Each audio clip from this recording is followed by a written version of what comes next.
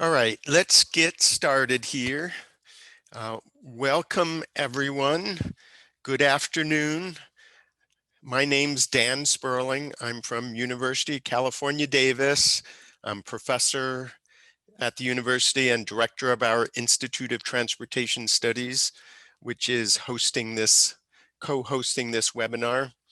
It is my great honor and privilege to welcome you to this very important webinar on how to decarbonize transportation.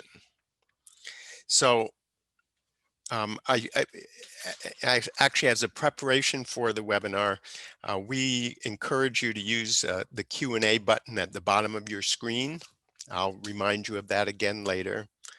So we're here today to report on the transportation component of the Zero Carbon Action Plan. This action plan was unveiled 2 days ago. It was conducted under the auspices of the Sustainable Development Solutions Network, SDSN, which is a global network of researchers and thought leaders with 35 national and regional networks around the world. This overall action plan was prepared by nearly 100 researchers with specialized expertise from around the US. It addresses all the sectors of the economy, all aspects of deep decarbonization, including jobs, social equity, economics, as well as the role of federal, state, and local governments. It's science and data-based, but it's also sensitive to the issues of our time. The overall effort was chaired by Professors Dan Esty of Yale University and Jeff Sachs of Columbia University. Today, now, we're presenting the transportation section of that report, the findings and the recommendations related to transportation. This part of the study was chaired by Vicky Arroyo of Georgetown Climate Center and Lou Fulton and myself from University of California, Davis. We were assisted by Bob Nolan of Rutgers University, Lisa Altman Hall from University of Vermont, who since the study has moved on to Waterloo University, and also Austin Brown of UC Davis and Jonathan Rubin of the University of Maine. You're going to hear from all of them in just a moment. Our Transportation Action Plan targets the US. It's aimed at achieving deep decarbonization, exploring what would be needed to achieve net zero carbon emissions from transportation by 2050. Our focus was surface transportation, cars, trucks, and buses mostly, plus domestic aviation. We provide recommended strategies and recommended policies. And I would note at you're going to, in your chat box shortly, you'll see a link to the report itself. I would suggest that you can think of our report as a roadmap to deep decarbonization for the United States. Now, I want to note that this report builds on a large collection of research by our committee members and others. As you're going to hear, we concluded that the principal strategy for deep decarbonization is electrification of cars, trucks, and buses. And when I say that, I mean battery electric vehicles, plug-in hybrids, and hydrogen fuel cell vehicles. We provide an analysis, as part of this, we provide an analysis of policies that are effective, but also acceptable. The second most important strategy that we'll be presenting is the reduction in vehicle use. But I want to emphasize when we say that, we mean that it's done in a way that enhances accessibility, especially by underserved and overburdened communities and travelers. And again, here we propose a set of policies to implement this strategy. So let me at this point turn this over to Dr. Lou Fulton. He was co-chair, as I said, of the transportation chapter, and he's my colleague here at UC Davis at Institute of Transportation Studies. And so he's going to highlight the goals and targets for achieving deep decarbonization and discuss the first strategy. Great. And Lou, before you go, let me remind people again. So if you have any questions, use the Q&A button at the bottom of the screen, and we'll be getting to that after you hear our presentation. Thank you very much. Thanks, Dan, and welcome everyone. It's a pleasure to be part of this presentation today. We've worked hard on this for the last 6 or 8 months, and our team has been great working together. So it's been quite a pleasure. So I'll just go through a few of the high points regarding some of the targets that we derived. We also worked more broadly with the other chapter groups as part of the network to develop the big scenario that leads to overall decarbonization. And these are the findings we have for transportation. There are different ways you could achieve this, but it's pretty foundational that you have to get to zero carbon energy by 2050 if you want a zero carbon system. There's also other important things regarding vehicle efficiency and the way we travel, and we'll get into those things as well. But our targets that we've come up with for this chapter and for the scenarios include a 50% penetration of zero emission vehicles. Again, as Dan said, battery electrics, plug-in hybrids, and fuel cells for light duty vehicles, cars, SUVs, light trucks by 2030, and 100% by 2040. So that is a very ambitious set of goals. And I'll mention that we also felt that 30% as a minimum by 2030 would be okay as long as we're in a steeply rising trajectory at that point. But 50 would be safer if we can do it. California is pretty much going to be targeting 50 by 2030 and 100% by 2040. So if the country can do that as a whole, it would be great. Trucks are going to take a little bit longer. They're a little bit behind, but there's a lot of promising applications for electrification of trucking as well. And we have 30% of all trucks electrified or fuel cell by 2030 and 100% by 2050. So 10 years later, but we get there, at least these are for sales. So it means that there's stock turnover and not every vehicle on the road is going to be a ZEV by 2050. And I'll come back to that right now in the next bullet, because we of course are going to need to decarbonize the electric sector so that we're providing very clean electricity to these vehicles and hoping to get to zero carbon electricity also by 2050 or sooner. And also basically zero carbon hydrogen, which can be derived from electricity in that time frame. But for the remaining light duty vehicles that are internal combustion, and for trucks that are internal combustion on the roads in 2050, we need to decarbonize that fuel as well. So we are targeting a very low carbon liquid fuels kind of strategy that would possibly include advanced biofuels or fuels derived from electricity. You might call them electrofuels.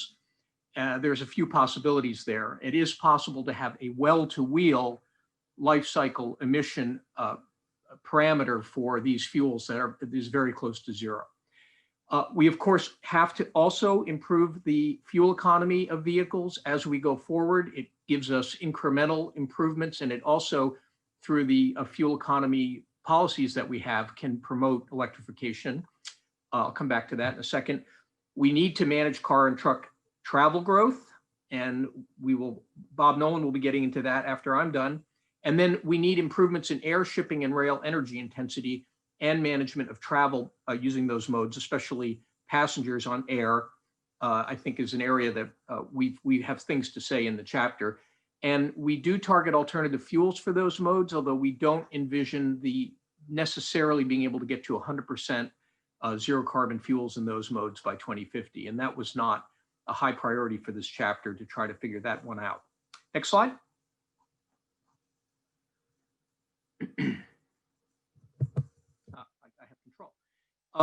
So what does this do with this scenario? How do we look going forward? And this shows actually 4 major sectors for comparison. And I just am going to focus on the transportation sector. On the left there, you can see that the amount of energy being used in the sector drops dramatically, drops by almost half out to 2050. And that has to do with efficiency and also with managing travel levels of different kinds of vehicles, and the fact that electric vehicles are inherently very efficient, so their energy needs drop. As important is the fact that of the fuels remaining in 2050, over half of them are electricity and hydrogen, the blue and the red that you can see there. So we're pushing down on fossil fuels that have carbon emissions to the point where they're very low by 2050. And some of that is blended, or a lot of that is blended with biofuels. So basically, we're getting to the point where there's almost no fossil fuels left in the system, and the fuels that we're using and the energy that we're using is very low carbon. Next slide. I don't have control. Thought I had control. Okay, so then last slide for me, the summary policy recommendations for light duty. How do we make all this happen? Well, we need this foundational policy of reaching the ZEV targets, and a ZEV mandate as being done in California is what we recommend for the US as a whole, a requirement that manufacturers sell zero emission vehicles reaching a certain percentage of their sales by different years. And we would again say a 30% ZEV target or ZEV mandate by 2030 and 100% by ZEV by 2040. And we could have something similar for trucks. This policy is critical, but not sufficient. We need supporting policies. We need to bring consumers along. We need to generate profitable markets for the producers. And we think a kind of a second foundational policy here is a set of incentives as a subsidy, or preferably as what we call a fee-bate, with fees and rebates. Rebates on the most efficient vehicles and the electric and hydrogen vehicles, with fees coming from your most gas guzzling types of ICE vehicles. That's a self-funding system. Initially, this can take a fairly small fee on existing fuel-consuming ICE vehicles to pay for a fairly healthy rebate on electric and hydrogen vehicles. Eventually, as the market share grows, that issue is a little tougher, but we would phase the fee-bate out over time as these technologies become more competitive. And we think they will be very competitive by the late 2020s to 2030. We also think you need an incentive for used EVs. We have to get the secondhand market moving and get consumers interested in the secondhand market. That's about 2/3 of consumers in the country that buy secondhand vehicles. But we want to avoid gaming the system, the possibility of gaming the system through multiple resales. So that would have to be sorted out. We think we need to continue to have a corporate average fuel economy program, a robust program, and greenhouse gas standards as part of the same program to keep pace with the ZEV mandate, to provide an extra incentive for manufacturers to improve fuel economy and sell ZEVs, given the credits that they would get from selling ZEVs.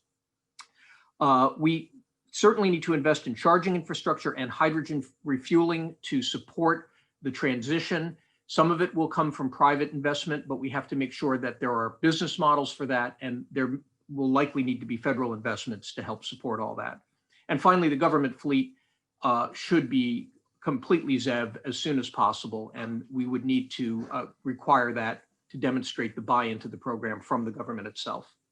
So those are the high points on the technology side, and I'll now turn it over to Bob Nolan to talk about VMT.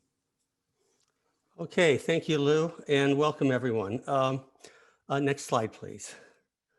Okay, so one thing that's important is also to reduce vehicle travel if as much as possible. And our main goal here is to try to get a 25% VMT per capita reduction. That is our goal, which is very challenging. And it can be achieved by increasing the occupancy of vehicles, of passenger vehicles, switching to lower carbon modes of travel, and as we all know nowadays, replacing trips with telecommunications and doing a lot more through those sources. Reducing VMT per capita has lots of other co-benefits, which is one of the reasons we include this here as one of our targets. It reduces vehicle crashes, can lead to less noise from traffic, reduces criteria pollutants that have impacts on public health, can improve the livability of communities and can increase access for some disadvantaged communities. Now, a lot of this report is focused on federal policy, and a lot of these policies for VMT reduction require local implementation. But federal policy can provide incentives, and I'll talk a bit about that next. Thank you. Another one of the strategies is to have more efficient transit options. And these transit investments really need to be made in densely populated cities and specific corridors that lead into those cities. This can increase the carbon efficiency of existing transit, which still needs to be electrified or made, lower carbon fuels. Increase development along those corridors, encourage that with transit-oriented development to improve that efficiency. One thing also is that ride-hailing tends to compete with transit, the Uber, Lyft sort of services. But they can also complement transit service by serving as an access mode to transit. So trying to get some more collaboration with transit agencies is one strategy that can be pursued. So a lot of these policies, again, the federal role can provide incentives to municipalities to remove zoning restrictions that prevent some of this development, the mixed use and transit-oriented development that can encourage more transit use. And the current funding for transit can be directed to more efficient corridors, or at least the most efficient. Next slide. Encouraging non-motorized modes. So we're talking about cyclists, pedestrians, micromobility modes, which can potentially serve a lot of short trips. Really are dependent on making our local streets safer, okay? And these can replace a lot of short local trips, and again, also still provide alternative access to transit. Frequently, state policy makes this impossible to do, or at least to do in a timely way. A lot of our current state DOTs focus on improving traffic flow, and any conversion to a slower street that might be safer for these other modes, or to put in protective infrastructure for these other modes can take a long time to implement in terms of various regulatory requirements that are imposed. So federal guidance can provide states with information on how to reduce some of these requirements that tend to block conversion to safer streets and potentially increase the non-motorized modes. And the key cornerstone of all this is to provide people with choices so they can make better choices. So expanding these mobility options gives people the option to choose greener modes of travel. And federal funding can be provided to local areas to make streets safe for all users, protecting the protective infrastructure for them. And the current transportation alternatives set-aside program allows this, but a lot of states shift this funding to traditional projects, and that flexibility should be eliminated and funding for alternatives should be increased. Next slide, which I think is the last one. So telecommunications and the web. So all of us or many people are experiencing working at home for extended periods of time. And that's showing both the benefits and the cost to millions. Many people may not want to commute back to their office.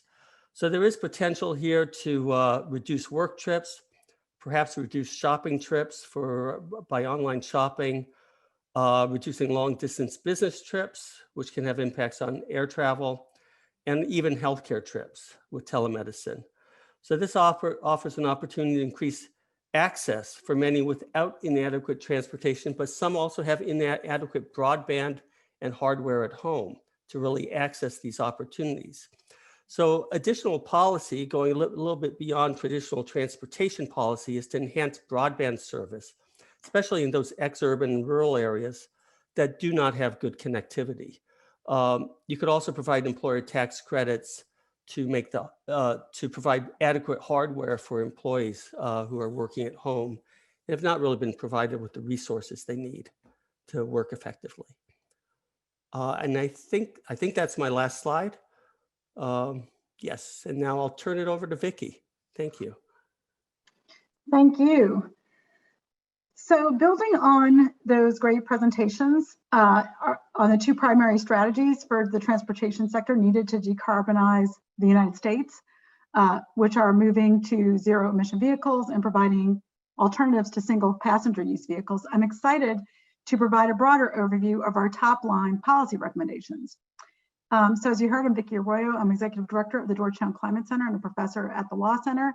And along with my GCC colleague, Matthew Goetz, we were delighted to work with this talented group of experts and scholars on this chapter. And I've been given a chance to share these policy recommendations. You've already been hearing some of them. And we're excited that the recommendations in this transportation chapter that we're discussing today show the feasibility of reaching zero emissions by 2050 while creating jobs and shared economic growth and reducing air pollution. And on that last point, I want to point out a section of the chapter calling out the co-benefits of reducing greenhouse gas emissions for conventional air pollution and the link between transportation emissions and environmental justice concerns.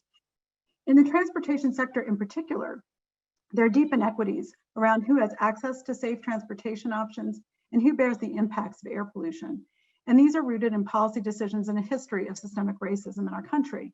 So whether it's siting of highways through communities of color, or the location of port facilities and diesel freight corridors, or choices around which transit lines and bus routes are funded, there are these deep inequalities in the transportation sector that must be addressed as we move forward towards a zero carbon future. And while ZCAP is focused on the opportunity for decarbonization pathways to grow the clean energy economy and create jobs, there is a chapter on just and equitable transition and specific chapters like ours that call out the importance of these issues. However, there's certainly more procedurally and substantively that can be done to engage around these issues and that are needed to ensure that specific programs and policies bring tangible benefits to communities underserved by transportation systems and overburdened by pollution. And transportation is often seen as one of the most challenging sectors to decarbonize, and that's true. But it's also one where the transition to lower carbon alternatives can create enormous benefits, including reducing air pollution, which, as we've seen during this COVID crisis, is responsible for exacerbating respiratory, cardiovascular diseases and deaths.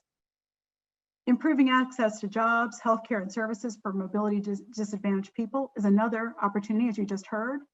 And cost savings for businesses and households for more efficient vehicles are another benefit. And so with that framing, I'll turn to our policy recommendations. The first set of recommendations centers around accelerating the transition to zero emission vehicles, including through regulations, incentives, and investments. So on cars, as you heard, and we can go to that slide whenever you're ready, Cheyenne, we call for the national ZEV sales requirements for car manufacturers, building off the leadership of California, as you heard from Lou, and the 177 states. And this has been so critical to driving the market in the United States to this point. For passenger cars, we propose a ZEV sales requirement of at least 30% for new sales by 2030 and 100% by 2040. And again, California is already leading the way on this, and also New Jersey's DEP recently released a climate report recommending that 100% of ZEV sales by 2035 would be needed in order to achieve that state's carbon reduction goals. Beyond passenger vehicles, there's enormous opportunity to electrify trucks, buses, and other heavy and medium duty vehicles, including local delivery vehicles, transit, and school buses, and more. Policies to accelerate zero emission trucks include a ZEV mandate, along with fleet purchasing requirements. This two-pronged approach mirrors the CARB approach with the Advanced Clean Trucks Rule and the fleet purchase requirement. And the fleet purchase requirement, of course, provides greater certainty to manufacturers, addressing both the demand side and the supply side in this energy transition. On greenhouse gas standards, as you heard from Lou, along with ZEV standards, this decarbonization pathway will require increasingly stringent CAFE and greenhouse gas standards, providing long-term certainty to automakers that internal combustion engines must become lower emitting as we transition. And these greenhouse gas standards may provide for some flexibility on how the manufacturers transition to only zero emission offerings while still reducing emissions.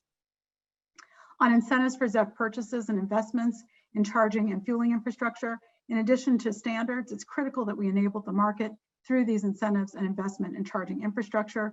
Incentives like, well, many, but first let me say, EVs face challenges, and those include higher initial purchase price of the vehicle, lack of consumer awareness, and sometimes supply side issues, just given the inadequate early number of different kinds of models of EVs. And as we heard in the presentation on electrification, the net societal cost of transitioning to ZEVs is quite low relative to our transportation spending, with major savings, I can say this is a Bolt owner, on maintenance and energy costs and declining vehicle costs. But the early years do require incentives to overcome the higher initial purchase price. And additionally, incentives can make ZEVs more equitable, as we've been discussing. Because buyers of new vehicles, including ZEVs, tend to be more affluent, we need policy to allow these newer technologies to be accessible, including through pre-owned EVs, incentives, targeting fleets like school buses, importantly, with early funding to electrify, and making sure that communities in the worst air polluted areas are the first to see investments in zero emission freight and delivery vehicles. And this doesn't necessarily have to be funded with general fund revenue. There could be opportunities like through fee-based or carbon pricing and investment strategies that can provide funding for these incentives. This is happening in California, and it's something that the states in this part of the world, in the Mid-Atlantic and the Northeast, have been looking at together for the Transportation and Climate Initiative. Another critical area is investment in charging and fueling infrastructure, including charging stations along highway corridors, providing convenient options for people who live in apartments, and smart charging that could take advantage of low-cost, plentiful, renewable energy resources. Investment in charging and fueling stations can be a central part of a national stimulus and infrastructure plan. It's an opportunity to create good jobs and a plug-and-play stimulus option. I like that better than shovel-ready.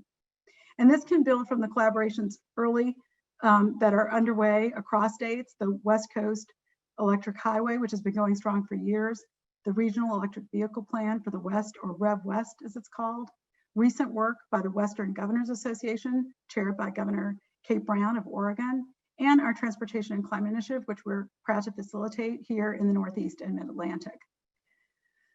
Low carbon fuel standards covering all fuels for road vehicles and airplanes are also part of this plan. They're another strategy where the cost of energy transition don't fall on taxpayers. It sets a carbon intensity performance standard for fuel suppliers, and the fuel suppliers who can or won't sell low carbon fuels can buy credits from those that exceed the standards. And this could include electric utilities, renewable diesel providers, and hydrogen refueling stations. Low carbon fuel standards in Oregon and California have helped provide a viable market for many zero and low emitting transportation technologies. To meet a zero carbon target, we'll need to move beyond the current generation of biofuels towards advanced biofuels with truly low carbon life cycle emissions, or fuels created by electricity. Determining the quantities of any biofuels that can be produced sustainably is an additional challenge, suggesting that any biofuel used in transportation be allocated to their most valuable applications, including aviation, ships, and long-haul trucks. Finally, it's critical that we provide safe, affordable, equitable, and convenient alternatives to single passenger vehicle travel.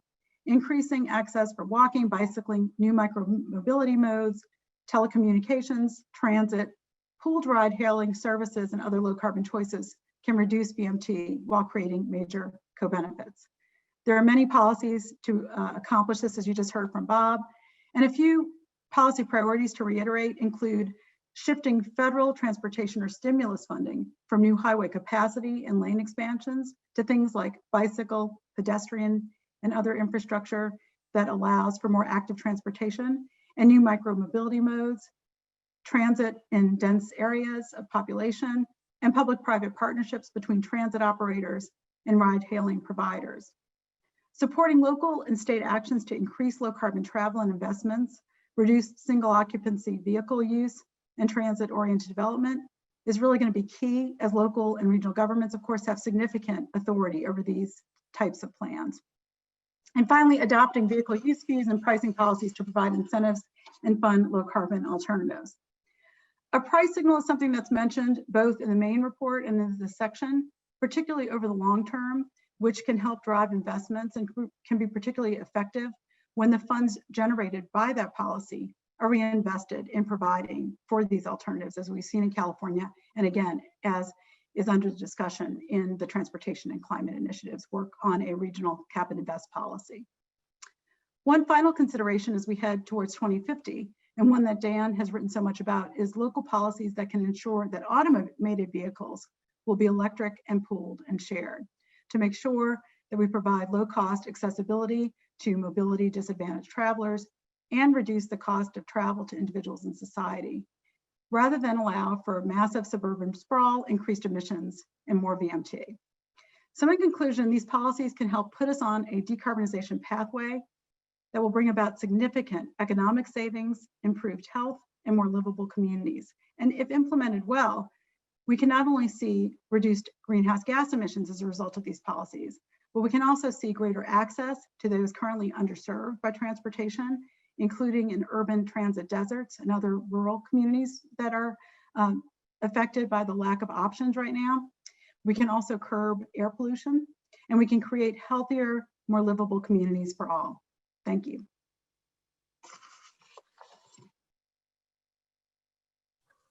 Thank you very much, Vicki, and uh, and and Bob and Lou. Before we get into answering some of the questions, and there's some really good ones popping up there that I can't wait for us to engage on.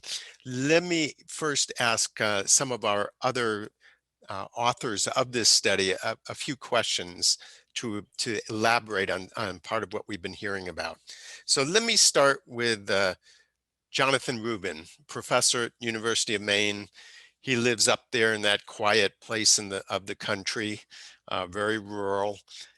So let me ask you, Jonathan, there was Vicki made a few mentions of rural just now, and Bob said a few things about telecommunications, but what does this all mean for rural transportation? Because really the focus has been on urban.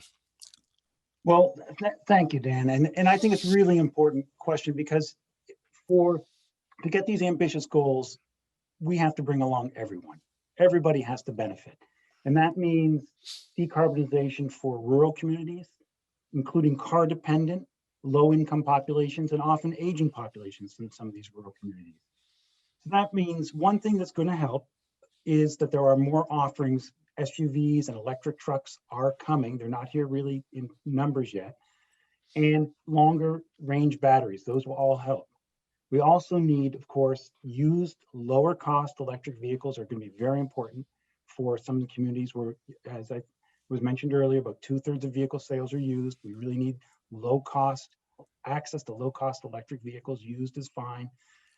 We also going to need things like rural microtransit, intercity public route expansion, and broadband.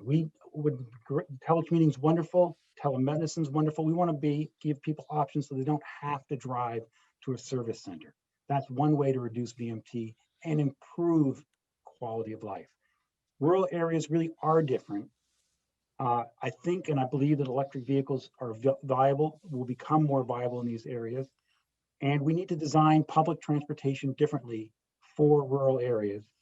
And of course, I said it and you'll say it again, better broadband is necessary for rural areas so people don't have to drive. So these will improve people's lives, and I think it's necessary to bring along the rural areas.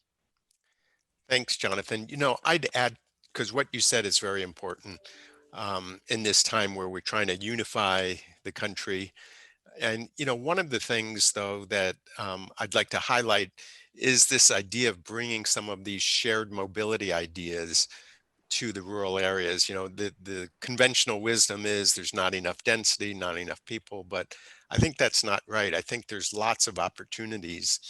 And, like we have a colleague at UC Davis that just is part of a big $7 million project just getting started to figure out how to create some of these shared rides opportunities using electric, but also just the shared ride part. And part of it is generating jobs as well. So I think I agree with you, we need to get more creative in that area. And that's a good follow-up I think, for many of us. Lisa Altman Hall. So Lisa's an expert on inner city transportation, and we've heard very little here about inner city. We read the newspapers and we know no one's flying these in the last 6 months. You know, actually, I think it's down something like 85% the last I looked. But, you know, looking a little bit more forward, you know, as we think about aviation uses petroleum fuel, we think about these longer trips. What insight do you have for us, Lisa? Thanks, Dan, and thanks for including me in the project team. I think there's a lot of really neat things about this chapter, and one of them is that we addressed intercity travel. We, in the transportation policy and planning world, the engineering world, we have this tendency to focus on the daily trips that we do around our region. From our home base. And we've been able to sort of estimate lately in research that UC Davis and Vermont has done together that approximately 30% of the passenger miles of travel in the United States, and that's accounting for half of the international flights, you know, being counted towards our miles, 30% of the passenger miles are inner city travel. And that is by air, by driving, by motor coach, by rail. And so I think one of the things we need to do is stop thinking modally. The US DOT is set up modally. So many of the things we do is set up modally. We need to think about intermodalism in those long distance trips. And you're quite right. Aviation has sort of been flying below the radar. We don't know what to do about it. We all love flying. We can't figure out how to decarbonize it. But even though it's currently, or before COVID, was 9% of the greenhouse gas emissions in the US, it's growing. And we don't really have a technology fix. A lot of people say to me, you know, e-flying is going to save us, but that e-flying is not long distance. It's not intercity. It's going to be shorter trips. So we have to think about aviation as a potential legacy user of petroleum-based fuel. And we've got to think about long distance travel in new ways. And in the report, a few of the things that we point to are that maybe all flying trips under 400 miles have to be stopped. That's where there's real energy inefficiency, and we need to have electric surface options for those trips, whether they be in robo coaches or using airports as hubs or on rail in appropriate corridors where the volume's high enough. We think that trips under 400 miles need not be flown, whether they're segments or legs or full trips. We also got to pay attention to vehicle occupancy, as Bob Nolan was saying, for surface travel. We want to pay attention to airport operations. And we're really going to have to get tough on this idea of how much flying do we need? How much do we need for economies? How much do we need for quality of life? And how much of it is just excessive? And we really need some price signals to get rid of that travel. And of course, the low carbon fuel standards that you talk about for surface transportation should be pursued for aviation as well. But you know what, biofuels are not going to save us totally when it comes to flying. We're going to need to really look at this not in a comprehensive way. Yeah, we'll get back to the biofuels. I know there was a question about it too, because that was a good point that you raised. And so the other member of our team is Austin Brown from UC Davis. And Austin, as several questions have said, all this focus on electric vehicles. Well, why do we, you know, if we do that well, do we even need to focus on reducing vehicle use? I mean, we're going to just electrify everything. What's the problem? Yeah, I think this has come up a couple times, and Dan, I know you don't think that, so I'm glad that you're giving me the straw man argument here. But this has come up in a couple of the presentations that you can't just focus on only electrification. We see that as necessary but not sufficient. And the short way to see that is that, as Bob mentioned, transportation has a ton of different negative outcomes associated with it. It obviously provides very good positive services, but it's also associated with safety risks, with congestion, with traffic, with noise. And then I think most intractably so far, with a profound inequity in access and the ability to which the transportation serves people. And none of those problems are fixed solely by a shift to electric vehicles. We have, I think, made a mistake historically in the climate policy world where we've gotten justifiably caught up in the magnitude of the problem and say, well, we need to focus on fixing climate, reducing emissions right now, and electrification is the really most appealing pathway to do that.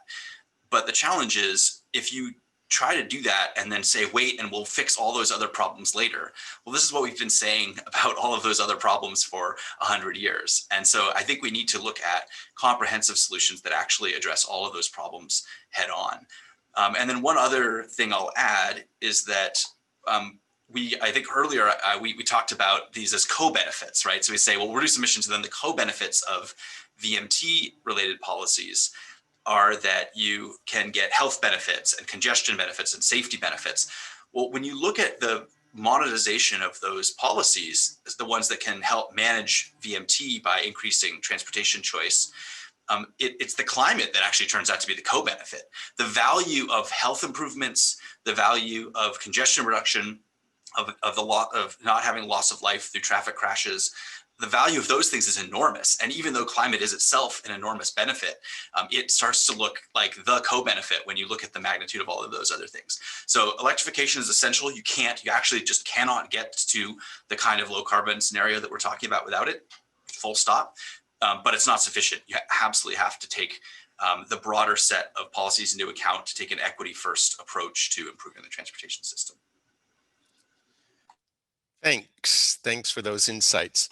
So now let me turn to some of the questions here, and let me actually say the other panelists, if we have a lot of questions coming in, so maybe if you find one you'd like to answer too, let me know. But let me start out with a couple, I'll call them relatively easy for me anyway, to respond to, on hydrogen and biofuels, something I've worked with a lot. And there was a question of why this emphasis on hydrogen.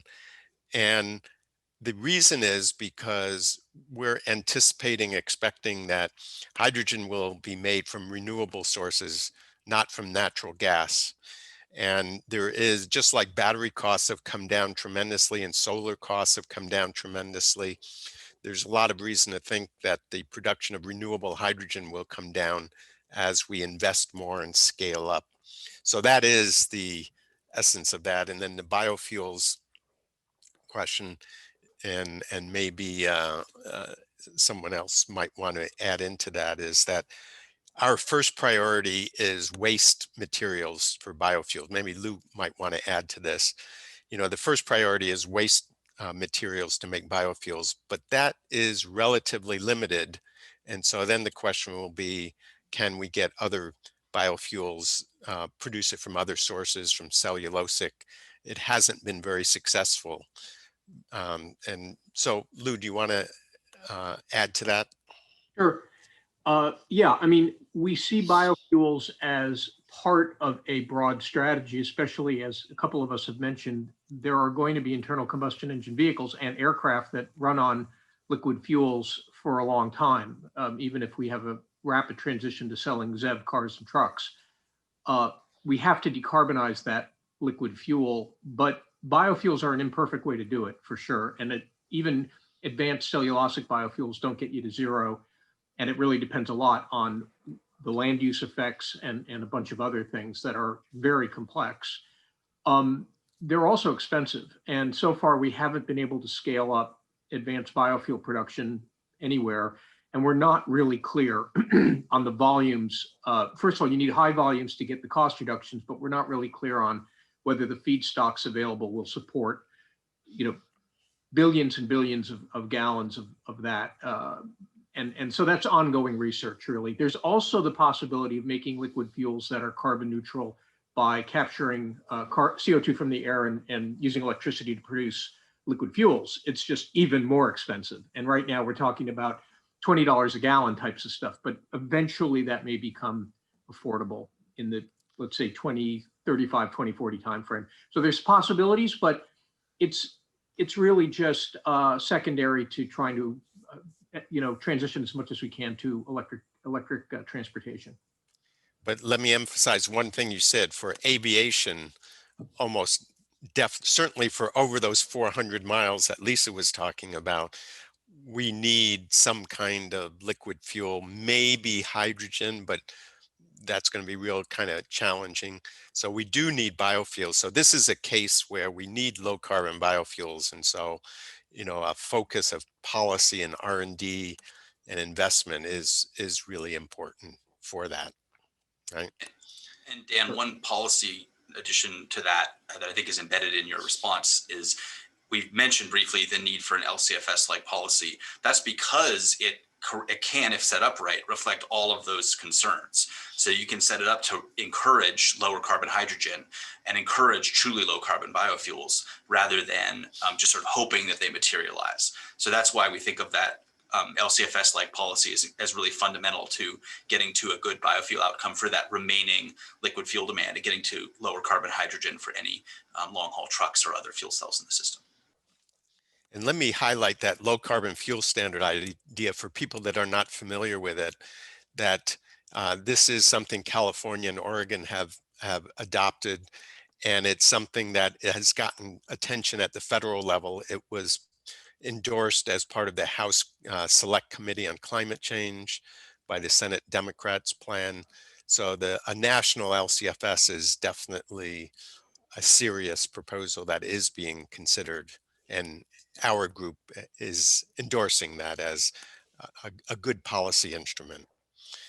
Okay, I saw a question on the role of utilities in charging. Anyone want to take that on? That probably is a Lou or Austin question, I think. Is there a role? What should it be? I'll punt it to Austin, but I can take a crack if you don't want to, Austin. I'll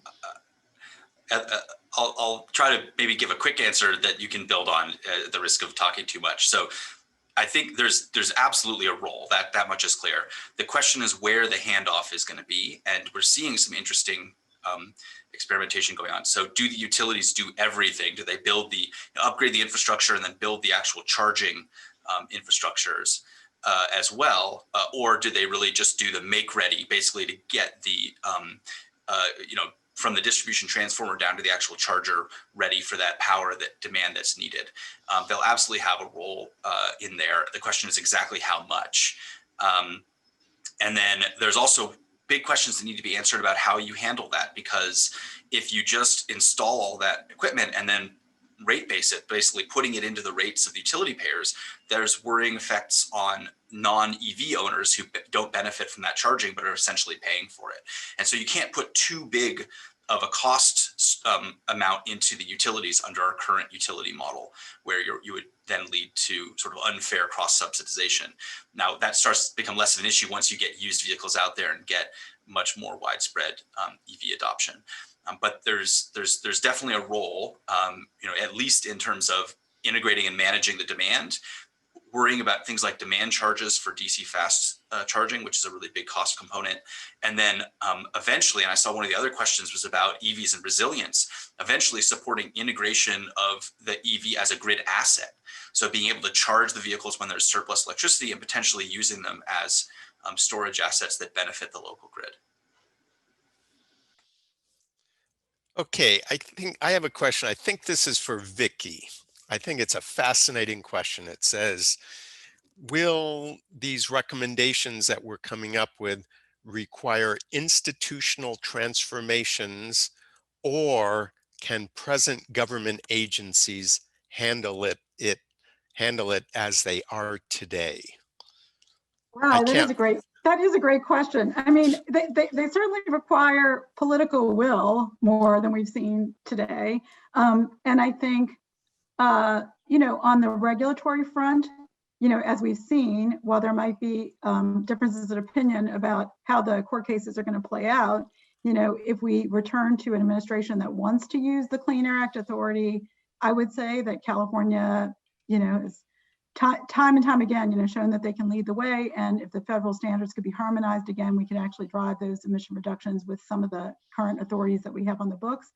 I think some of the reforms that we're talking about in terms of supporting infrastructure and investment differently in things that support active transportation and reduce VMT, require funding, require mechanisms in Congress, including formulas possibly to be changed. And I don't know for sure that would all require statutory changes, or whether or not there could be changes at the federal level in the agencies with enough political will.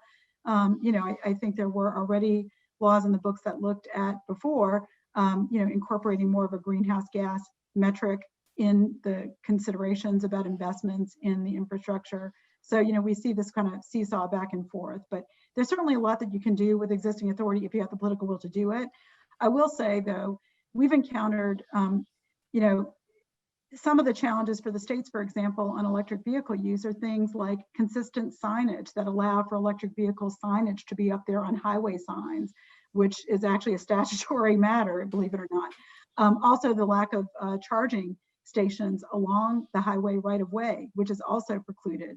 So there are some legal changes that need to happen at the statutory level in Congress, but I will say that a new administration could actually do a lot. And not only to do a lot at the federal level to support funding and grants programs that help to unleash more leadership at the state and local level as well. Can I just add to that, Dan, that don't forget that there's going to be an international piece and international cooperation, because the markets we're talking about are international markets. The travel we're talking about is sometimes international. And so it's going to require maybe some institutions and sort of cooperations and partnerships that we don't already have on the international level. But I am hopeful that we can get there. Yeah, that's a good point. Here's something probably for Bob, I think. It's about VMT. There are a number of questions. I think the overarching response actually to the audience out there is when we say, reducing VMT, that's really just a simplification of the idea that, as Bob talked about, we need more modes of travel that are low carbon, more intermodal, as Lisa was saying. But there is, someone wanted to drill down a little bit, and I kind of lost where the question was, but it was more about, coming up with some of these innovative ideas like, converting fixed costs into variable costs. Alan Greenberg, who's been dedicated his career to this, I believe, asked the question, and it's pay as you drive insurance and parking. Road user charges. Yep. Okay, yeah. So this is an interesting question. I see Alan's question now. So I think so pay as you drive insurance, that's fine. Let the insurance companies do that. And a lot of them have already done it. I don't know how effective that is, or I don't know how much of the insurance rates are geared towards actual mileage. But, some of that's happened with some insurance companies. And I haven't followed that closely, so I can't say. Alan's the expert, actually. So I believe we have some stuff on parking in the report. It wasn't in here, but parking is very important. And it's really a matter of how you price parking. And again, that's very much a local issue. So we were very focused on federal policy. I will say one thing about the general view of pricing, and whether it's carbon pricing or gasoline taxes, is when we're dealing with some of these equity issues, I think politically it's very difficult to say we're going to have increase the gasoline tax by to say the European standards of probably $5-6 a gallon. I don't think that's likely politically, and probably not particularly good to do it for equity reasons. I think some of the regulatory approaches are far more effective, and part of this is a rejection of some of the neoliberal ideas that everything's going to be market based. And so we have to think carefully about what the best approach really to get to where we want to be. And there's a mix, for local parking. I certainly agree that people who park should pay the full cost for that. And not really subsidize it, and insurance companies can handle their own pay-as-you-drive insurance, which is something that's happened. So let me broaden that out. You know, we have a card-carrying economist in our group, Jonathan Reed, not necessarily a token economist, but and how about broadening? Because there was a question here also about, you know, about pricing, about the use of pricing, carbon tax, cap and trade, price floor for petroleum. The assertion here is that they're essential and should be on the slides. What Well, would be your response to that? I certainly think that pricing is part of the answer. And but I agree with Bob that we also have to take, equity is important here. We have to bring along everybody. And so the pricing cannot be exclusionary. And so when you're talking about pricing, it's not just fuel pricing, it's making home rechargers affordable. It's making electric vehicles affordable for everybody. So it's both. But as we all know, and you've convinced me over the years, the price responsiveness of driving, to be technical, the elasticity of demand for gasoline is extremely low. So pricing doesn't probably get you some of these technologies without regulatory supports. And I think that's a broad consensus amongst most people who work in this area. Its pricing is great, but it needs the regulatory supports, and it needs to really think about targeting specific populations to make sure no one's left behind. So I just want to add also, you know, economists, transportation economists and such have been talking about pricing for 30 years now. And we've got a couple, you know, cities with some congestion pricing in Europe and Singapore. You know, and these are there's nothing wrong with those policies, and they've been quite effective for their objectives. But for carbon emissions, it's really at the margin in terms of what it's going to accomplish. So again, it's a local sort of policy that might be effective for various local objectives.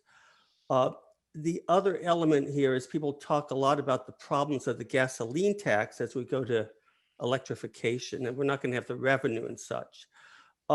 I think that's an easy problem to solve. It's a way of, you know, people talk about shifting to a VMT tax to replace that, and there are various pilot programs that are looking at that. These tend to be much more complex than a gasoline tax, and I assume much more complex than an electricity tax devoted to the transportation. So those sort of ideas, you know, certainly we want to try to subsidize the electricity at this point or not tax it. But these are the sort of things that for the future need to be thought about in terms of revenue streams. But don't forget, you know, all the money comes from one source. And, you know, there are lots of problems with having specific pots of money dedicated to certain sources. And you know, to go to what Lisa was saying about the multimodalities, you know, one of the real problems in transportation policy is we have an aviation box and we have a highway box, which gives some money to the transit box. And having this be more of a, you know, if you're going to have a box, at least have one transportation box. But I'd rather see one, you know, federal incentive box, if you will, or federal funding box for all sorts of different policies. One other link in this topic, I think building on what Jonathan especially was saying about the sort of limited elasticity of the price of gasoline. And one way to think about that is that the most valuable thing that people are paying for their transportation with is their time, right? So if you look back over huge varieties of societies and levels of economic development, people don't really want to spend more than an hour a day traveling on average. And so even if the cost goes up a little bit, well, the time is the really valuable part. So from a policy perspective, we should think about incentives that give people the gift of time, right? So if you make it easier to travel on transit than it is to travel in a car, people will use transit. You can see this anywhere that's implemented successful bus rapid transit. When it's the fastest way to get somewhere, people do it. So finding policies that can actually tip the scales towards more sustainable modes and shared modes from a time perspective, whether that's getting better about implementing HOV lanes and access to congestion zones or specific cordons. That's, I think, a huge class of policies that we haven't done a very good job with in the United States and need to think about. So maybe I could add, Dan, related to this during our deliberations as a committee, another sort of pricing and cost thing that came up that it's just so linked, even though it doesn't have to do with my thing of long distance travel, is housing costs and housing policy. And there is some elasticity going on there. I mean, we make the decision to give up time on our commutes in order to have a more affordable house. And so we can't forget that that whole area of housing policy is just interlinked in everything we're talking about here. So if I could pull in another question by jumping in, I saw that Steve Winkleman asked about whether or not the VMT decrease that we're seeing in this COVID era might persist given telecommuting. And I think it sort of speaks to what we were just talking about, because I think we're all finding that a lot of us can do a lot of our work, not all of it, pretty well from wherever we happen to be. And I do think that there will be some staying power to that in terms of people not feeling like they've got to always be in the office together to get their work done. Or even, for those of us who work in climate, I was thinking, we got to all sign a pledge that we're going to continue to actually meet like this more than coming together in person as we usually do. On the other hand, I think we've seen a real hit to transit because of COVID and the fear about spreading COVID, even though that's not necessarily the case if everybody is good about wearing masks, right? But I think in the long term, we clearly need to continue to have that transit as an opportunity for the economic reasons as well as environmental reasons. So, saving transit right now and having that as a viable option will be important long after this crisis is over. And I will say one complication is that, we've seen low gas prices, low oil prices, which of course, if you look at the economic modeling, suggests that if people start, opening up again, then we'll have more if you're just looking on that cost basis. But this trade-off between time and money, and if you're really getting most of the benefit from being able to Zoom with people through those investments and things like broadband, I think we can really see that we can really substitute other things for transportation. Yep. Let me nail down a few little thoughts here. So some of you come up with some of the questions you want to answer, and that is, on the pricing question, I think a lot of the good pricing options are probably local, affecting driving, parking, time, where they're very effective, where people are more responsive and more elastic in their behavior. When it's attached to fuels and the vehicles, it's a little less effective, especially these carbon taxes. And I would just also note that me being a policy wonk these days, have come to appreciate that the policy instruments we've been talking about that we turn to more and more, like greenhouse gas vehicle standards, or electric vehicle requirements that are built in as performance standards essentially, and low carbon fuel standards are performance based using market mechanisms, emissions trading. And so that seems to be where, on a policy side, where we're going, that we've decided is somewhere between effective and acceptable. Whereas the economists would tell us what's effective, and some politicians what's acceptable. And so we're trying to bridge that. I see Jonathan can't help but say something here. No, okay. It's okay, Dan. Just we're all in this together. I should note for the audience out there, we don't necessarily, the committee here, we didn't fully agree on everything. And so there's been some, good discussions on some of these items. I mean, I'll just very polite, but in a very polite way. One of them, just to highlight where there are, some differences of opinion, is perhaps like the role of new mobility and ride-hailing companies. What role does that play? And I think there's lots of debate over that. Some of us feel strongly that it is central to the future of urban transportation, and even has some opportunities in rural. Others are much more skeptical of it. So I'll just leave that there unless anyone wants to take the bait. I'll take it, Dan, because I know that you've been pushing, and the work that UC Davis has been doing on shared rides is very, very important. We all know that sharing rides is the way to reduce VMT. post-COVID. I mean, this is of course a post-COVID discussion, but the evidence so far is not really showing that automated vehicles or Uber-likes reduce VMT because of deadheading, because of that time between when you call that vehicle and it picks you up. Without sharing, those services are probably going to increase VMT. And so I think that I'm fairly skeptical on that. Now, you may disagree, but I'm skeptical. That and along with convincing people to share rides in a major way. And a number of people in the audience have typed questions directly or indirectly, Dan, about the whole idea of quality of life and expectations, and how do we get people to sort of change sort of the way they interact with the world, the sort of freedom they have driving. And I guess it's a good question. I'm not sure I have an answer to that. Yeah, okay, another, a few questions that came up around, who's going to pay the cost and the disruption issue. Let's address that one. I think that's a really big one. I'll start off by I'm going to point to Lou in a moment, because he's done some great work trying to calculate what is the extra cost of transitioning to this future, especially the electrified vehicles, the hydrogen and battery vehicles of the future, and the charging and stations.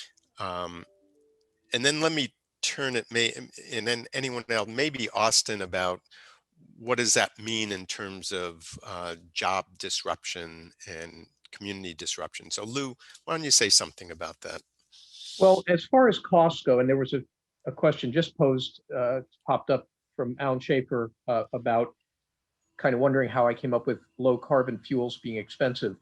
I think that as we move forward over the next 10 to 20 years, we are going to see electrification as a very competitive strategy, that the cost of the vehicles is going to eventually, I mean, maybe within 5 years, in some cases, maybe within 10 years, the cost of the vehicles will reach parity with the costs of similar ICE vehicles. And we know that already the electric costs of driving are far lower than even relatively inexpensive gasoline. So in our aggregate projections, what you might call expenditures on a high electric vehicle kind of scenario go down compared to a base case with all ICE vehicles. Hydrogen is a little tougher because it's going to take longer and need larger scales for hydrogen to reach a competitive level, and it probably will never be as cheap as electricity on a per mile basis. But even fuel cell vehicles look like they're going to become pretty competitive over the next 10 years. Between those two things, I think you get to where on aggregate, that strategy becomes cheaper than the business as usual ICE case, certainly by 2030, and you're into savings after 2030. And then I do think the problem is the legacy internal combustion engine vehicles, where fuels may be quite expensive. Yes, we do have fairly low cost biofuels right now. We have corn ethanol, and we have biodiesel or renewable diesel from oils, from waste oils and from crop oils. Those are not too bad, but they're also not that great on carbon intensity, on CO2 emissions. Maybe they can get us about halfway there in terms of the emissions per unit driving. To get lower, to get down towards zero, we do need biofuels, cellulosic type biofuels or electrofuels. And so far, we can't see a path for them to get really cheap. They're probably going to be $6 or $7 a gallon, out pretty far into the future. So that ends up being a fairly expensive wedge to this thing, dealing with the legacy vehicles. And happy to talk to people about that. And so what about Lou's making a good case that the net cost actually starts looking pretty attractive, that actually we can expect to be saving money in 10 years or so. But what does that mean? I mean, that sounds almost too good to be true. So is anyone, I think Austin, I know, might have some thoughts on this, or maybe Lisa as well. Yeah, I mean, I think it's pretty well known now that we'll be saving money on net society-wide from at least the electrification part of this, that there's enough research that even at today's technologies, because you're getting a vehicle over 15 years that saves a lot on fuel and on maintenance, which we're now getting better and better evidence on, it's going to be net beneficial. The problem is people don't buy cars with 15 years of fuel savings and maintenance savings in mind. They value something like 3 to 5 years for a fairly cost-conscious buyer. So that's why I think we can see what's effectively, we're saying it's a consumer surplus, right? Because after the period where the buyer of the car stops valuing the fuel savings, somebody's getting those benefits, and so that's a really big potential cost savings. Now, the point about disruption is an incredibly important one. So what Dan, you and I wrote a book chapter about a year ago now looking at the possible disruption coming from automation. And what we did is we reviewed past transitions, not necessarily in transportation, but just past economic transitions where essentially automation transformed a sector. And they all have the following things in common. You get a huge net benefit to society overall, including great additional jobs and workforce opportunities. But those don't accrue to the same people whose jobs are being disrupted. So you see local harm that's very profound and a very big societal benefit overall. And I think there's a lot of reasons to expect that electrification and automation in transportation could be exactly the same thing. So we would see a lot of concentrated disruption in current industries, but then economy-wide benefits from people who are able to reduce their household costs, reduce their health spending, reduce their overall expenditures, and be able to spend that money on other things that benefits the economy and creates other jobs. So what do you do about that? I mean, first we need to acknowledge the disruption that we're going to be leading to. For a related study that we're working on for California, J.R. DeShazo at UCLA is doing a deep dive into the job sort of creation and disruption, and we'll have results from that in the next few months that I think will really help us look to the future, because we need to know what are the kinds of industries that are going to be disrupted and how do we get ready for managed transition. There's no way around it. It has to be managed in a way that's fair and equitable. And you can find some history of that where we've been able to do it, but we have to acknowledge that that's going to happen and not pretend that people are just going to magically move from one job to another, right? These aren't the sorts of job changes where somebody can just take an online class and retrain. These are big effects that we need to be ready for. Yeah, and I think that's a good opportunity for us to point out that there are other chapters of the main report, including one on just an equitable transition and doing some rough modeling of numbers and suggesting some ways to pay people who might be close to retirement age anyway, certainly retraining and retooling where that's possible. And I also want to acknowledge, because we've gotten a few questions in the Q&A about life cycle emissions from electricity. We're not ignoring those. There's a whole other chapter, of course, on electricity sector emission reductions, which are so essential. We've seen more activity, frankly, in this country on that front, in part because of policies at the state level that have been driving investment in renewable energy, cap and invest programs like RGGI in this region or California's. But there's still a long way to go, and there's ambitious language there. And we're also seeing other plans, of course, presidential candidate Biden's plan on decarbonizing that sector very soon, and the plans on the Hill and potential legislation on that front. But again, that's in a different chapter. Can I just add something to the disruption? If we think about the auto mechanics, for example, which I assume is one of the potential disruptions. Well, if you're an auto mechanic today, your job is completely different than it was 30 or 40 years ago because of all the changes in the vehicles, all the electronics that are in there. So the level of training that's needed, the level of equipment that's needed is completely different. And that's already happened. So yes, it will continue to happen, just as many other jobs slowly change. So I don't know whether it be a sudden disruption or not. So I think that's true and can definitely take a long time, but we would expect that there would, so unlike that, where the added complexity has meant you need more mechanics working on cars and a lot more expense on maintenance, or at least not less. If you're talking about a vehicle that simply needs less maintenance overall, we would expect, and again, this will probably take decades, so it's not like something that'll happen overnight, but you will expect there to be fewer direct jobs fixing cars. I mean, that's every person's savings is somebody's lost economic opportunity, right? If I'm saving, $1,000 a year on maintenance on my car, that's $1,000 a year that I'm not paying to an auto mechanic. You can't get around it. This one person's savings is another person's lost income, and you have to figure out how to manage that because the net benefit is there. It's big. But I don't think these are any of the sort of system-wide things that any individual person is thinking about when they choose to buy a vehicle or a bicycle, or when they choose how far they're going to live from work, or when they choose whether or not they're going for a 50-mile Sunday drive in a gas guzzler. So I think that in some ways, the actual policy recommendations we came to as a committee sort of electrify the passenger transportation system, electrify the freight system, and sort of do less VMT. These are things that all of us on the committee would have said 15 years ago too, maybe even more. I think the thing that's important about these policy recommendations is to say, if we're going to get to that zero carbon, then it needs something as big as a federal policy to sort of bring the public and bring individual decision makers along with us. I mean, each of us has been at that dinner table where, the mother-in-law looks at us like we're crazy because we think that an electric vehicle can work okay. And so I think that barrier that we have in the public, and we've said on this webinar today that price signals aren't really that effective with them, that barrier requires significant nationwide policy and a national effort, and that's what's going to get individual people to come along with us. And so that's sort of where I'm more worried, is how do we get the people to make their decisions to be in the system optimal direction? Yeah, that is probably the key question underlying our major, proposal dealing with electrification. We've had research here at UC Davis by Ken Karani that shows that the level of awareness of electric vehicles is not very good.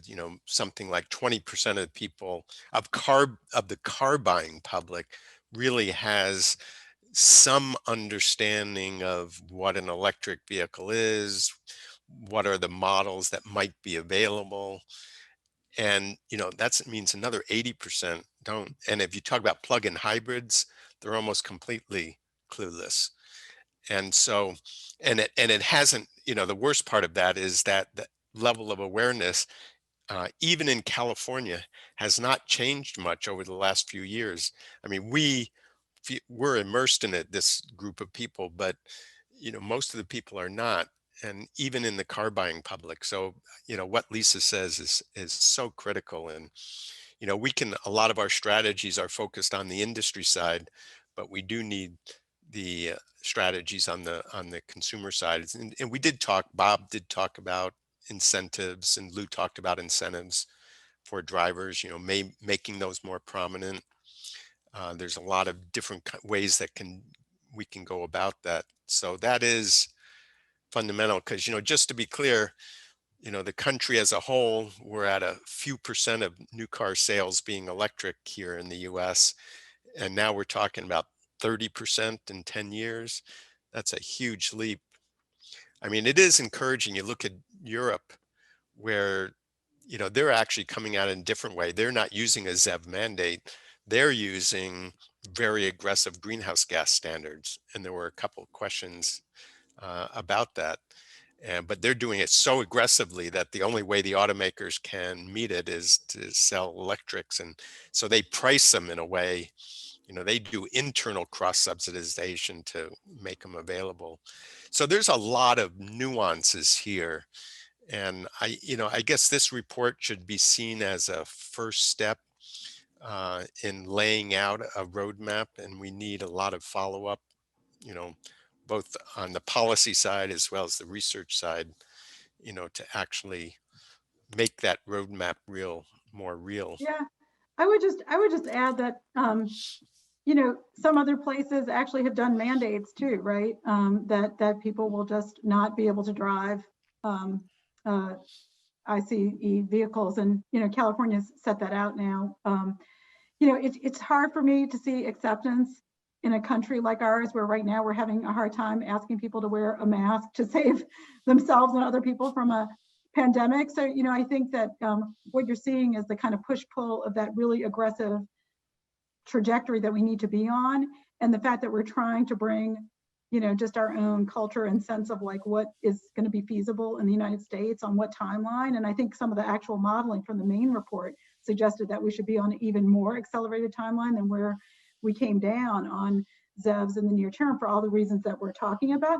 But I will say, I think policy matters and incentives matters. And I've seen that myself in trying to buy an electric vehicle for years. It took me a long time. And repeatedly, and this hasn't been just my experience, you know, not in California, it's been hard to find a local dealer who will sell it. And in Virginia, I actually couldn't very easily. So I went to Maryland, which is a ZEV state. And so I think that it shows that policies matter.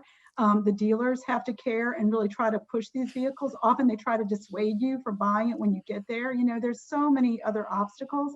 But I think, again, policy can play a role in incentivizing the dealers to do the right thing as well. And certainly, you know, education and more information for the public. And as more of us use them and have really good stories to tell about the low maintenance, about the speed and the zippiness of them and everything else, I think there'll be more acceptance. And in the meantime, I think there's a lot of interest in things like buses and trucks. I mean, we've certainly seen that from the extensive outreach that we've done in the Transportation and Climate Initiative. There's very much of a compelling need to get people out of smelly diesel buses. The VW settlement was used in many states for those purposes, but it's just the tip of the iceberg. So with the right policies in place, we can actually help transition those vehicles much more quickly. And I think that will also be an important thing to prove a track record for electric vehicles sooner rather than later. Vicki, I just want to add to that, the point about people being afraid that they're going to have their internal combustion engine vehicles taken away from them. I mean, even in California, yes, there are people reacting that way to the governor's executive order that we sell 100% zero emission light duty vehicles starting in 2035.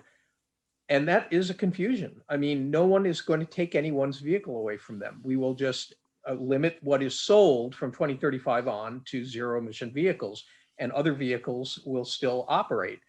And so it's about education and clarification and getting all of the public to understand what these different policies are, and reduce the fear factor. And I mean, I think in general that's a challenging thing, but one thing that I think we can try to do better is work with the automobile industry for them to be part of the package of spokespersons to say, you know, this can be done. And we're on board with this. And I think, I don't know the exact numbers, but I think the auto industry still spends vast amounts more on advertising the status quo vehicles than the new technology vehicles. And hopefully that will change. So related to that, and this is a good segue from what you just said, and going back to, I think it was Dan or Austin who said about perceptions of EVs. Has Tesla changed that over the last 10 years? That people know what it is? Yeah, many of those 20%, actually more than that, will say, when you say electric vehicle, they say Tesla. And so, yes, they are the principal agent of change for sure, not only with consumers, but of course on the industry side too, who are all now realizing they have to keep up with Tesla as Tesla keeps reducing their costs and scaling up. So let me, as a closing, just give everyone an opportunity for a last thought. You know, it can be either response to another question you've seen or just any insight you'd like to pass on from our report or from your experience. So I guess I'll sort of say, Okay. Dan, I've liked some of the comments in the last 5 minutes here where we really pointed out that as a committee, we had a robust months of discussions about policy options, that there are lots of them and that there are places where they've been successfully implemented. And it just sort of means to me that we need to grab a hold of some of them and implement them, and that we're going to get change. So I think that I don't want to be misinterpreted a few minutes ago saying this is old stuff. It's not. There's new policy instruments to accomplish the old goals, and it's time. So I'm just going to go on my screen. So Austin's next on my screen. Oh, I haven't thought of anything interesting to say yet. Okay. So there have been a couple questions that we haven't gotten to about the achievability of this. How politically feasible is this? Is this a report that's, I'm reading between the lines, but is this a report that's dead on arrival and never going to be implemented? I understand why we would all have that skepticism. We haven't been able to make these kinds of big changes in the past, but the evidence of both the unacceptability of the status quo in terms of the equity and congestion and other impacts, as well as how immediately damaging climate change is now, very obviously, I think means that I have some hope that we'll be able to break that logjam and really move quickly. And my hope is really rooted in the fact that if we don't, the world is going to be pretty crappy to live in by the time frame that we're talking about in this study, right? So people are often like, well, how are you so sure electric vehicles are going to work? And I'm like, well, I'm not. But if they don't, we're in such big trouble that and I'm talking about globally, right? I know the U.S. is only a small portion of emissions, right? So that change in factors where we're realizing the unacceptability of the status quo and seeing the impacts of what's happening right now, I think it can hopefully break that logjam. That's why we go to work every day.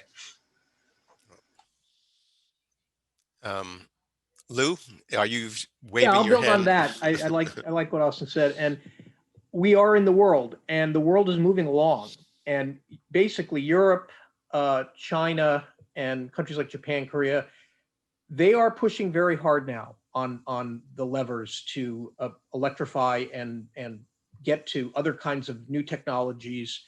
Of course, Europe has tremendous urban mobility to begin with. They have that big advantage thanks to hundreds of years of cities that work right and investments in transit.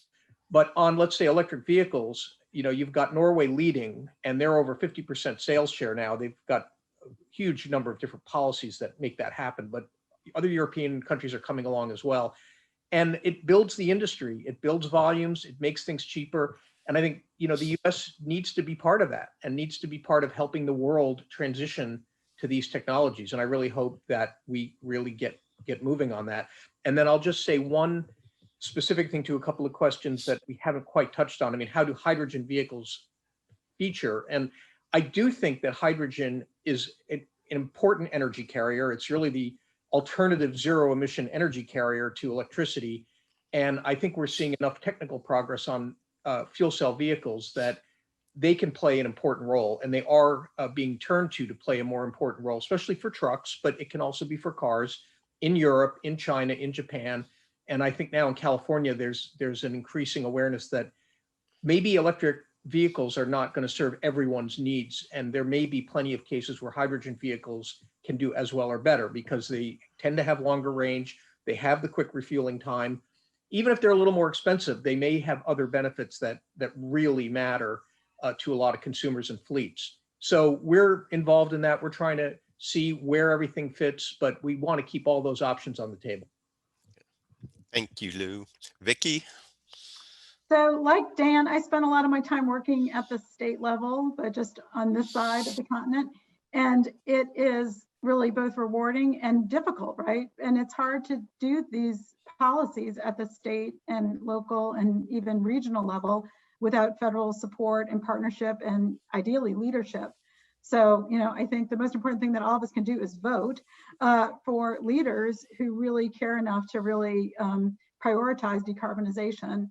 And to answer one question that came into the portal about stimulus, because the person pointed out that I mentioned stimulus and infrastructure spending, I think there are a lot of great opportunities here to support things like an innovative grants for local and state governments that are really trying to do the right thing on this. We saw some of that, of course, in the earlier round of stimulus money, some innovation that states are doing on green banks, support for electric charging infrastructure. We worked on getting electric vehicle charging corridors designated in this region, but they're not funded.